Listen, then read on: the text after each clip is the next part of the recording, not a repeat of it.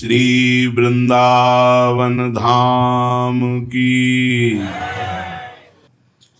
यदि सच्चिदानंद सुख चाहते हो, महादुख से बचना चाहते हो, तो एकमात्र उपाय है श्री भगवान का निरंतर नाम जप करो। श्यामा श्याम श्यामा श्याम। बहुत दुखमय संसार, इसे दुखालयम कहा गया है। अंधे की तरह इधर उधर ठोकरे खाकर इस महामूल्य मानव जीवन को व्यर्थ क्यों नष्ट कर रहे हो? क्यों रात दिन दुखों से छटपटाते हो?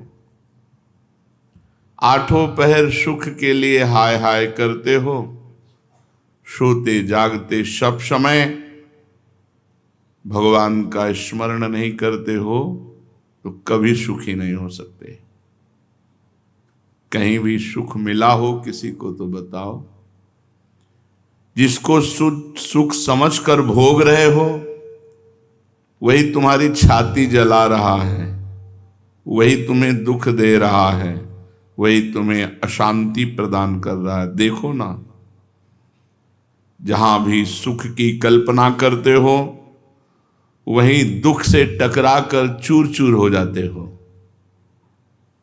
मन में यश, धन, परिवार, स्त्री, पुत्र, पुत्री, यही सब भरे हैं।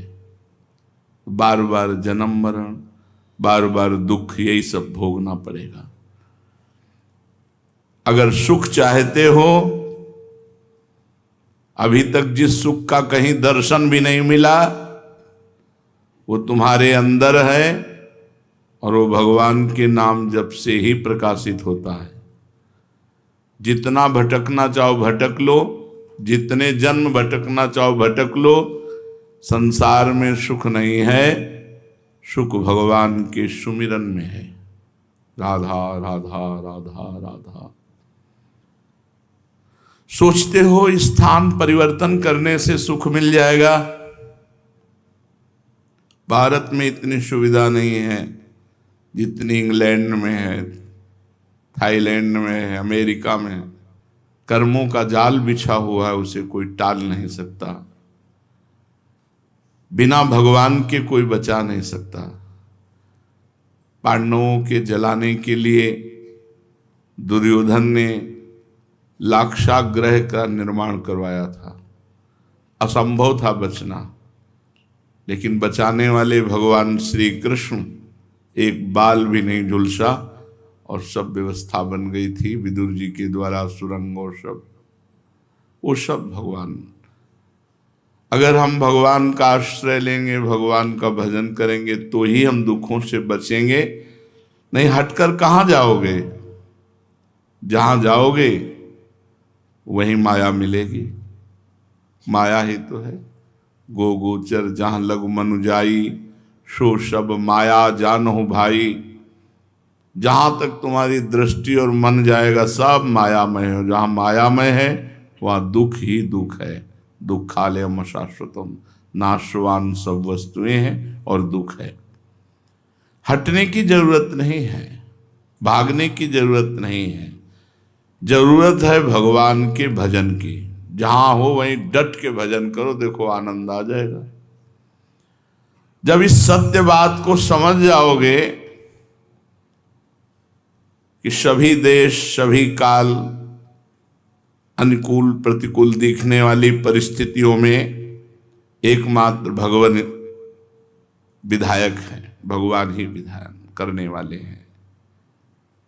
भगवान हमें बहुत प्यार करते हैं, फिर अमंगल विधान तो कर ही नहीं सकते। मंगल भवन है, हम भगवान का भजन करें। भजन का नाटक करोगे तो आप कह सकते हो मैं इतने दिन से भजन कर रहा हूं, मुझे कोई लाभ नहीं दिखाई दे रहा। एक नाम भी व्यर्थ नहीं जाता। आप जो नाम जप करते हैं, एक नाम भी व्यर्थ नहीं जाता। वो नाम आपके पूर्व पापों को नष्ट कर रहा है। जितना नाम जप कर रहे हो, उतना संसार से वैराग्य, भगवान से अनुराग और स्वरूप का ज्ञान ये प्राप्त होता जाएगा। इसलिए खूब नाम जप करो, भागने की जरूरत नहीं। जगत में तुम जलन बर्दाश्त कर रहे हो और भोगों की तरफ बढ़ रहे हो, तो जलन की तरफ ही बढ़ रहे हो। आग ही आग है। भगवान की तरफ बढ़ रहे हो, जलन लग रही है, परम शीतलता की तरफ बढ़ रहे हो। थोड़े समय की जलन है, जहां पाप नष्ट हुए तो भय, दुख, विनाश, इन सब का अभाव हो जाएगा। अविनाशी स्वरूप तुम्हारा है, उसी में स्थित हो जाओगे जहां कोई भी दुख सुख का प्रवेश नहीं। तुम भगवान से अलग होकर के कुछ भी कर लो, सुख नहीं मिलने वाला, कुछ सुख मिलने वाला नहीं। अंतिम घड़ी में ना तो हमारा शरीर जाता है, ना तो कोई भोग सामग्री जाती, ना बैंक बैलेंस जाता है। यहां तुमने दूसरों को जो सुख दिया, जो दान किया, जो पुण्य किया, जो भगवान नाम जप किया और जो पाप किया, वही तुम्हारे साथ जाता है। इसलिए चारों तरफ से तुम्हें दुख ने घेर रखा है। काम, क्रोध, लोभ, मोह, मद, मत्सर, ये सब दुख ने घेर रखा है। इनसे निकाल सकते हैं तो सिर्फ भगवान निकाल सकते हैं। जब तक तुम भगवान को पूर्ण समर्पित नहीं हो जाते, तब तक तुम दुखों की ज्वाला से बच नहीं सकते।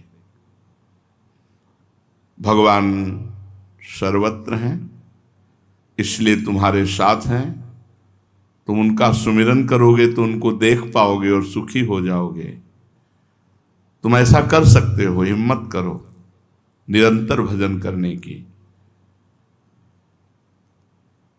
जिसको एक बार जीवन में सच्चे संत का दर्शन हुआ, उनका उपदेश प्राप्त हुआ, उनके कर कमल का स्पर्श प्राप्त हुआ, उनकी चरण धूल चढ़ाने को मिल गई, वो निश्चित भजनानंदी बन जाएगा, निश्चित परमानंद को प्राप्त होगा, परम शांति को प्राप्त होगा। इसलिए भगवान से मनाओ कि हमें आपके सच्चे संत का संग मिल जाए। हम कैसे जाने कि कौन सच्चा है कौन कच्चा है? इसलिए हे नाथ, आप कृपा करके सच्चे संत का संग दो। संतों के दर्शन, स्पर्श, उपदेश, श्रवण और चरण धूलि,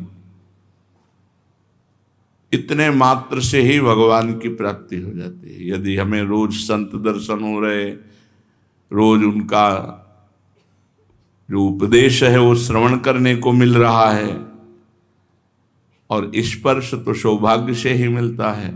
संत स्पर्श तो सबको कहाँ प्राप्त हो पाता है, चरण धूलि सबको प्राप्त हो सकती है।